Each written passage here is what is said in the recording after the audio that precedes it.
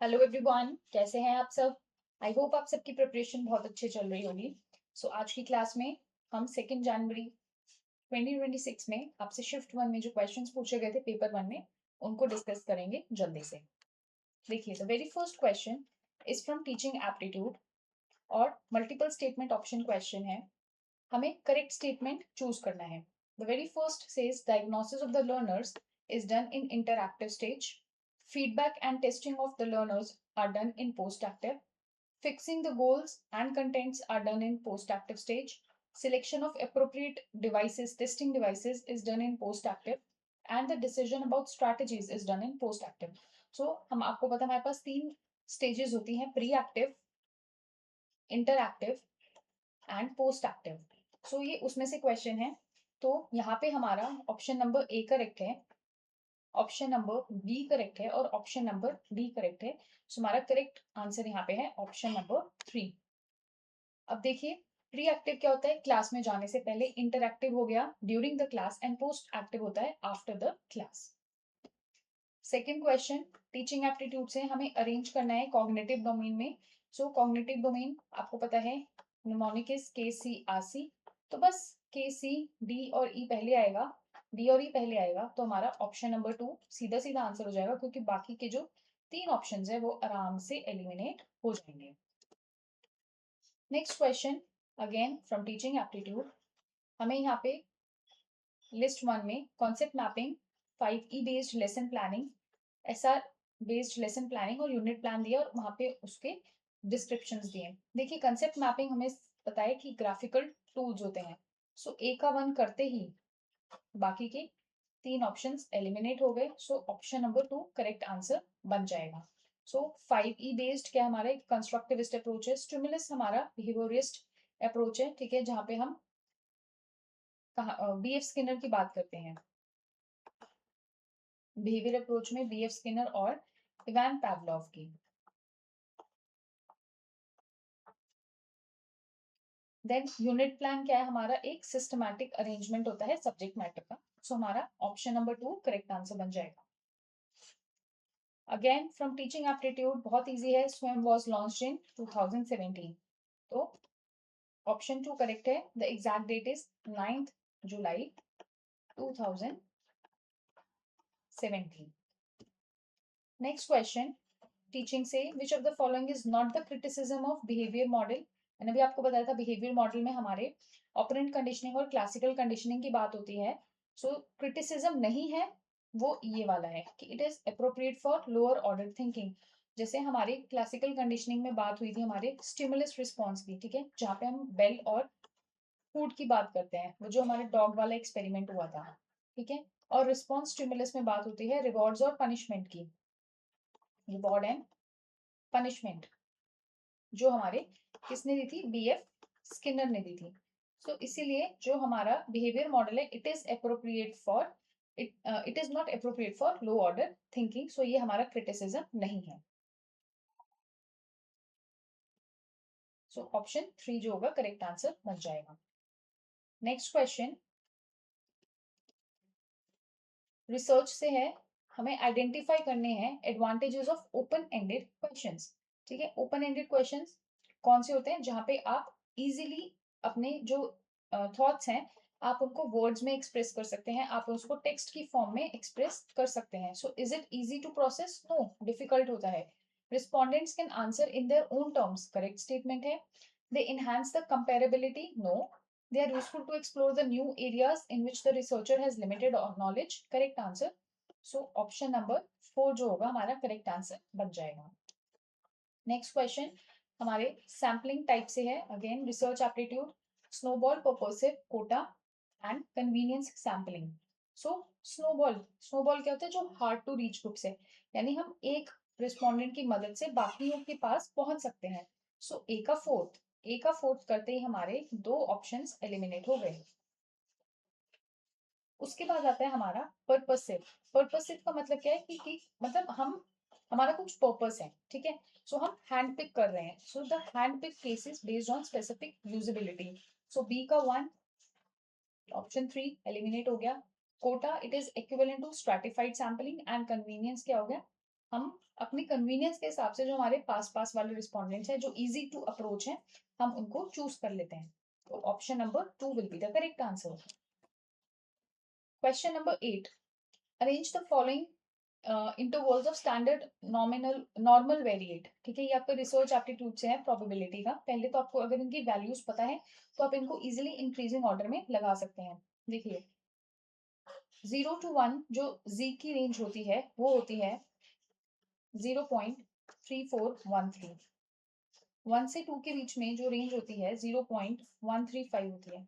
ये हमारी जो z टेबल होता है वहां से ये वैल्यूज डिराइव होती हैं।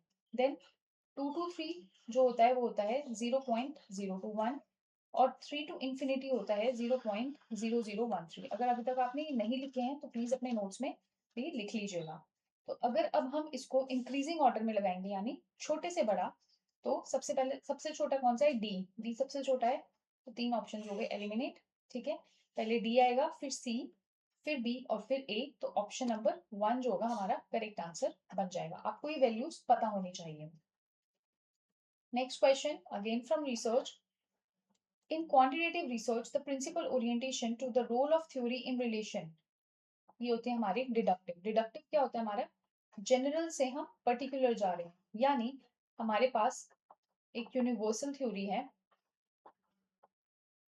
हम उसको स्पेसिफिक केसेस में अप्लाई करके उसको चेक करने की कोशिश कर रहे हैं।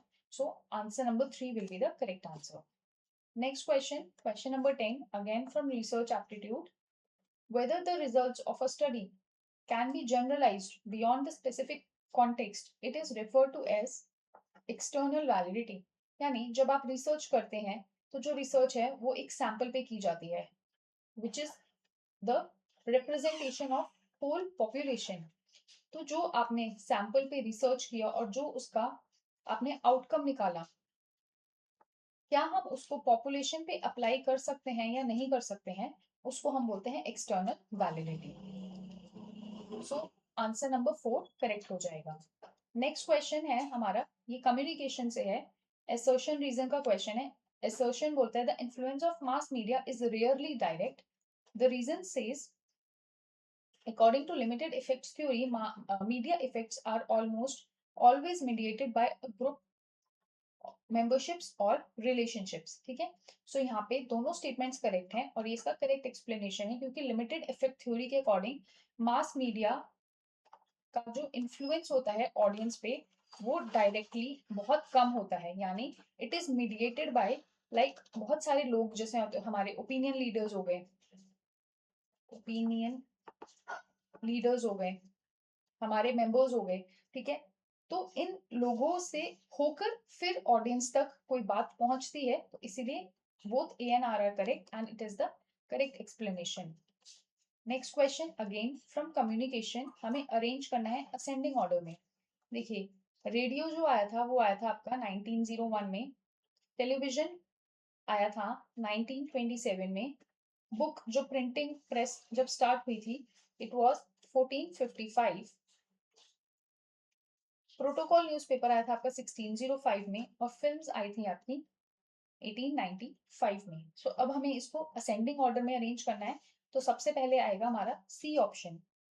तो ये बाकी दो जो ऑप्शंस हैं वो हो गए एलिमिनेट। ठीक है, फिर आएगा फिर आ जाएगा हमारा 1605 डी। तो ऑप्शन नंबर जो 3 है वो करेक्ट आंसर बन जाएगा। अगेन कम्युनिकेशन में हमें टाइप्स ऑफ पीपल दिए हैं, ठीक है, और उनके कैरेक्टरिस्टिक्स दिए हैं। देखिए प्राइमरी ग्रुप क्या होता है, सबसे पहला, ठीक है, मतलब आपका जिसमें आप फेस टू फेस आप लोगों से इंटरैक्ट कर पा रहे हैं, तो प्राइमरी ग्रुप क्या है,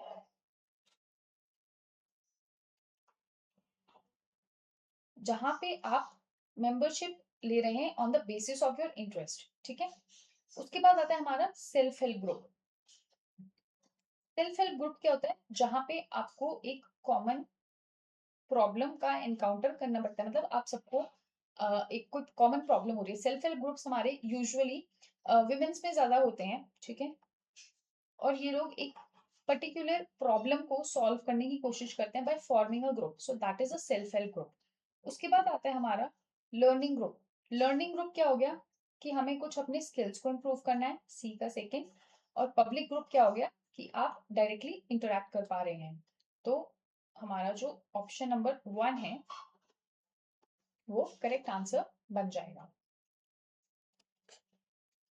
Again, from communication, a person who believes that all social, political, economic, and cultural change is inevitably based on the development and diffusion of technology. यानी कुछ भी आपकी एनवायरमेंट में चेंज हो रहा है, चाहे वो सोशल है, पॉलिटिकल है, कल्चरल है, it is because of technology. या तो टेक्नोलॉजी डेवलप हो रही है या जो टेक्नोलॉजी है वो डिफ्यूज हो रही है। So this is technological determinist. जो हर एक चीज चाहे अच्छी है चाहे बुरी है, उसका ब्लेम किस पे डाल रहे हैं? टेक्नोलॉजी पे डाल रहे हैं। Next question, again from communication. In everyday conversation, when people make reference to paying attention, planning, forgetting, so वो क्या हो रहा है? देखिए, आप किसी चीज पे attention पे कर रहे हैं, आप कुछ भी प्लान कर रहे हैं, आप कुछ भूल रहे हैं, आप कुछ गेस कर रहे हैं, या इवन आप यू आर डे ड्रीमिंग, इस सब में आपका क्या माइंड इन्वॉल्व हो रहा है। और माइंड जहां इन्वॉल्व होता है वो क्या होता है? हमारे वो कॉग्निटिव कॉन्सेप्ट्स होते हैं। सो आंसर 2 जो होगा हमारा करेक्ट आंसर हो जाएगा। अब ये आ गया आपका इंडियन लॉजिक हेत्वाभास से। Sound is eternal because it is caused. It commits the fallacy of विरुद्धा। ये सीधा सीधा क्वेश्चन है, आपको एग्जांपल्स पता होने चाहिए। नेक्स्ट क्वेश्चन अगेन कम्युनिकेशन से है। कुछ स्कूल्स हैं और उनके एक्सेप्टेड, मतलब उनको किसने एक्सेप्ट किया था? देखिए, हमें पता है प्रत्यक्ष चरवाक ने किया था। ठीक है, चरवाक जो स्कूल था उसने सिर्फ और सिर्फ प्रत्यक्ष को किया था। तो अगर सी का सेकेंड भी आपको पता है तो आपके बाकी के 3 जो ऑप्शंस है वो एलिमिनेट हो जाएंगे और ऑप्शन नंबर 4 करेक्ट हो जाएगा। योगज प्रत्यक्ष, ठीक है, न्याय ने किया था। केवल ये ज्ञान हमारा जैन फिलोसफी का था। एंड अपरोक्ष अनुभूति हमारा वेदांत का था। ऑप्शन 4, सॉरी कम्युनिकेशन के लिख दिया मैंने, this is from Indian logic.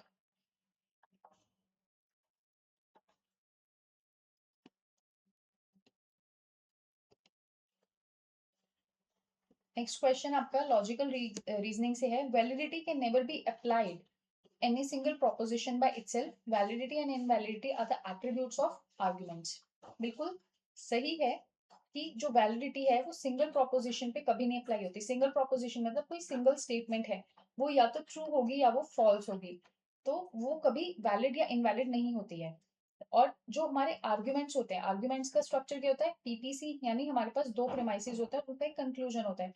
सो इस पे हम वैलिडिटी या इनवैलिडिटी अप्लाई कर सकते हैं। So both A and R they are correct and it is the correct explanation. Next question हमारा इंडियन लॉजिक से है। According to Nyaya school, knowledge of abhav is obtained through anupalabdhi. The Nyaya school distinguishes between Lokik and Alokik Pratyaksh. The Nyaya school reduces Arthapati to Anuman, and the Nyaya school accepts Upaman as an independent Praman. तो हमें इसमें से true statements बतानी थी।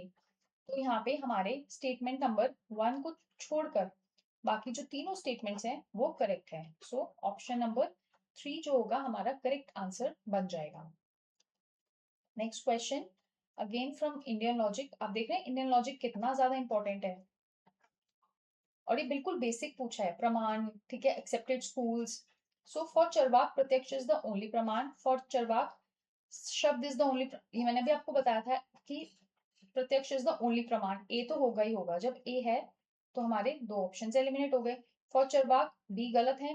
अब देखिए B गलत है तो हमारा सी भी ठीक होगा, ठीक है, अनुमान नहीं है। अब हमें देखना है option number D. For Jain मति includes both perceptual and inferential knowledge, ये करेक्ट स्टेटमेंट है। So option number 4 will be the correct answer. This is from ICT. USB stands for universal serial bus. बहुत इजी है। Which of the following is not a programming language? It is a Google. ठीक है, क्यों? क्योंकि जो Google है वो हमारा सर्च इंजन है। लिस्ट 1 में हमें इनपुट आउटपुट डिवाइसेस दिए और हमें उसको लिस्ट 2 के साथ मैच करना है। देखिए कीबोर्ड क्या है हमारा? Input device. Monitor is an output device. A का 4, बी का 3, ए का 4, बी का 3, 3 ऑप्शंस एलिमिनेट हो गए। सीपीयू क्या है हमारा? प्रोसेसर है। और रोम क्या है हमारी? प्राइमरी मेमोरी है। तो आंसर नंबर 1 करेक्ट हो जाएगा। Now which of the following memories are volatile? Again from ICT, volatile का मतलब कि जब हम पावर ऑफ करते हैं, पावर ऑफ करने पर जो डेटा है वो लॉस्ट हो जाएगा। सो रैम वोलेटाइल है और कैश वोलेटाइल है। बाकी जितने भी हैं they all are non volatile in nature. So option 3 correct हो जाएगा। Arrange the following operating systems in the chronological order. ICT again आपको पता होने चाहिए ईओस, ठीक है। लाइनेक्स हमारा आया था 1991 में, एमएस डॉस आया था हमारा 1981 में, मैक आया था हमारा 1984 में और विंडोज आए थे हमारे 1985 में। सो अगर हमें इसको क्रोनोलॉजिकल ऑर्डर में लगाना है तो सबसे पहले क्या आएगा हमारा, सबसे पहले आएगा बी, फिर आएगा सी, फिर आएगा डी, फिर आएगा ए, ठीक है। ये करेक्ट आंसर है बी सी डी ए, लेकिन यहाँ पे ऑप्शंस में कहीं गिवन नहीं था।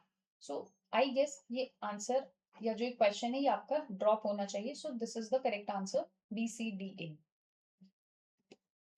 Next question, eutrophication people development environment से है। Eutrophication leads to the depletion of dissolved oxygen in lake. Dissolved oxygen in water decreases with increasing temperature. क्या eutrophication leads to depletion of dissolved oxygen? Yes, because हमारे वहां पे eutrophication में क्या होता है, जो न्यूट्रिएंट्स होते हैं, न्यूट्रिएंट्स का जो कंसेंट्रेशन होता है वो इंक्रीज कर देता है। और जो डिसॉल्व्ड ऑक्सीजन है वो टेम्परेचर, जैसे जैसे टेम्परेचर बढ़ता है यानी जो पानी है वो ठंडा होता है तो डिसॉल्व ऑक्सीजन कम होता है। बिल्कुल। So both A and R correct, but क्या ये इसका करेक्ट एक्सप्लेनेशन है कि यूट्रोफिकेशन और टेम्परेचर का कोई रिलेशन है? नहीं। So both are correct but it is not the correct explanation of A. Then arrange the following in ascending order of their moisture content. ठीक है, पानी मॉइस्चर किसमें ज्यादा होता है, जिसमें सबसे ज्यादा होता है वो सबसे लास्ट में आएगा। असेंडिंग ऑर्डर में लगाना है तो यहाँ पे पहले आएगा रबिश, फिर ट्रैश, फिर रिफ्यूज और फिर आएगा गार्बेज, यानी बी सी ए डी,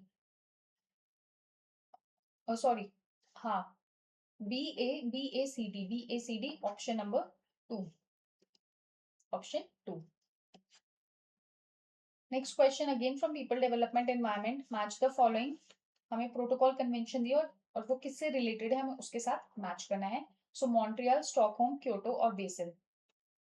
अब देखिए, जो मॉन्ट्रियल है ओजोन लेयर के साथ रिलेटेड होता है मॉन्ट्रियल, ठीक है। सो ए का 3, 2 ऑप्शंस हो गए एलिमिनेट, बी का 4 दोनों में ही है। उसके बाद सी का 1 आएगा या सी का 2 आएगा। तो Kyoto is related to global warming and Basel is related to transboundary movement of hazardous waste.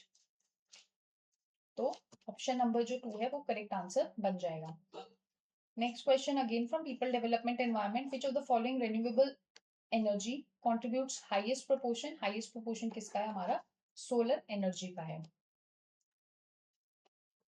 Black foot disease किससे होती है? आर्सेनिक से होती है। बहुत इजी क्वेश्चंस है, अगर आपने प्रिपेयर नहीं किया है अभी तक प्लीज करके चली जाइए। नेक्स्ट क्वेश्चन हमारा हायर एजुकेशन से है। Which education policy first recommended 6% GDP? देखिए 6% जीडीपी की बात हुई थी हमारी कोठारी कमीशन में जो आया था 1964 टू 66। ऑब्वियसली उसके बाद जो कमीशन बनी होगी वहां पे बात हुई होगी। So it is national policy on education 1968। ये मतलब देखिए ना, अगर किसी को नहीं पता है या अगर आपने नहीं पढ़ा है और अगर आपको एक एजुकेटेड गेस भी लगाना है, so this is how you can make an educated guess. Now National Education Policy 2020 has entrusted which among the following with the responsibility to set up the standards of content technology and pedagogy for online teaching? So it is CIET, that is Central Institute of Education and Technology, and it is under NCERT। तो इनका काम होगा कि अब ये standards देखेंगे content के, technology या पेडागोजी के, जो भी ऑनलाइन टीचिंग या लर्निंग होगी। So answer 2। Next question again from higher education, Higher education institutions in the country with appropriate credit transfer mechanism are facilitating students to enroll themselves in pre-designed academic programs. ABC works on the principle of multiple entry exit as well as anytime anywhere. R ठीक है, लेकिन एक गलत है, क्योंकि देखिए इन्होंने लिखा है to enroll themselves in a pre designed academic programs, ऐसी कोई बात नहीं हुई है। हाँ, क्रेडिट ट्रांसफर होगा, ठीक है, मल्टीपल एंट्री एग्जिट होगी, लेकिन ऐसा कुछ रिजिड उन्होंने बोला नहीं है कि उनको प्री डिजाइंड एकेडमिक प्रोग्राम में एनरोल करना ही पड़ेगा। So A is not correct but R is correct. Next question higher education से है कि ये हमें विजन दिया हुआ है नेशनल एजुकेशन पॉलिसी 2020 का, ठीक है, और हमें इसको अरेंज करना है। तो इसका जो करेक्ट आंसर है वो है हमारा ऑप्शन नंबर 4, VDCAE, यानी an education system rooted in Indian Ethos transforming Bharat into an equitable and vibrant knowledge society, developing a deep sense of respect towards the fundamental duties and constitutional values, a conscious awareness of one's roles and responsibilities in a changing world, instilling among learners a deep-rooted pride in being Indian. So this is the vision. जब आप national education policy का document देखेंगे तो आपको vision दिखेगा and this is the paragraph, ठीक है, ये विजन पूरा है और इसको इन्होंने बाइफरकेट कर दिया था और आपने इसको फिर से असेंबल करना था, तो ये क्वेश्चन वैसा था। नेक्स्ट क्वेश्चन हमारा हायर एजुकेशन से है। हमारी हायर एजुकेशन जो है HECI बॉडी जो है उसके 4 वर्टिकल्स है, उनके ऊपर है। सो NHERC, यहाँ पे आर है रेगुलेटरी। अगर आपको सिर्फ ये छोटे कीवर्ड्स भी पता है ना, ये है एक्रीडेशन, ये है ग्रांट्स और ये है जनरल एजुकेशन। अब देखिए रेगुलेटरी, रेगुलेटर मैच कर दीजिए ए का सेकंड, बाकी 3 ऑप्शंस एलिमिनेट हो गए। एक्रीडेशन, एक्रीडेशन, ठीक है, उसके बाद ग्रांट्स, ग्रांट्स कहाँ पे होता है, जहाँ पे फंड्स होता है, ये आ गया, और जनरल एजुकेशन जहाँ पे वो फ्रेमवर्क डिजाइन करेंगे। सो ऑप्शन नंबर जो 1 है वो हमारा करेक्ट आंसर बन जाएगा। अब पैसेज देख लेते हैं। In simple terms the first line of the given passage means, first line क्या है, the use of the term Dharma for law nevertheless was neither universal nor inevitable, ना वो यूनिवर्सल है ना वो इनएविटेबल है। इसका मतलब क्या है कि कुछ भी, देयर वाज नथिंग अनअवॉइडेबल और globally acceptable about the word dharma, ठीक है, यूनिवर्सल, यूनिवर्सल नहीं है कि वो हर जगह ग्लोबली एक्सेप्टेबल नहीं है, और इनएविटेबल नहीं है मतलब वो अनअवॉइडेबल, ऐसा कुछ भी नहीं है कि आप उसको अवॉइड नहीं कर सकते हो, ठीक है, तो ऑप्शन नंबर 3 हमारा करेक्ट आंसर बन जाएगा।